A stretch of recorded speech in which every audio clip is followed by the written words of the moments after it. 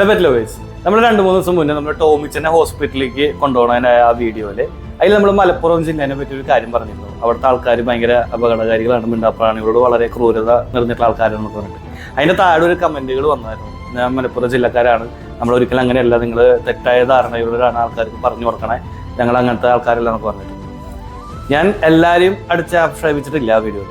മലപ്പുറം നമുക്കറിയാവുന്ന കുറെ ഉമ്മമാരും ഉണ്ട്, അവിടെ നല്ല നല്ല നല്ല മനസ്സുള്ള ആൾക്കാരും ഉണ്ട്, അങ്ങനത്തെ ഇല്ലാത്ത ആൾക്കാരും ഉണ്ട്. അങ്ങനത്തെ ഇല്ലാത്തതിന്റെ വലിയൊരു എക്സാമ്പിളാണ് നിങ്ങൾ ഈ കാണുന്ന വീഡിയോ. ഇത് ഇവിടെ താനൂര്, മലപ്പുറം ജില്ലയിൽ താനൂര് വലിയ പറമ്പിലുണ്ടായ ഒരു സംഭവമാണ്. 6 കുഞ്ഞുങ്ങളുണ്ടായിരുന്നു, എല്ലാത്തിനും വിഷം വെച്ച് കൊടുത്തിരിക്കുകയാണ്. കണ്ടില്ലേ, ഇതാണ് അവസ്ഥ. ഇത് എല്ലാ നാട്ടിലും തന്നെയാണ്, പക്ഷെ എനിക്ക് എൻ്റെ അനുഭവം കൊണ്ട് പറഞ്ഞതാണ്. മലപ്പുറം ജില്ലയിൽ നിന്നാണ് എനിക്ക് കൂടുതലും ഇങ്ങനത്തെ ക്രൂരതകളായിട്ടുള്ള വീഡിയോയും അതുപോലെ കുറെ കാര്യങ്ങൾ എനിക്ക് കേൾക്കേണ്ട വന്നതാണ്.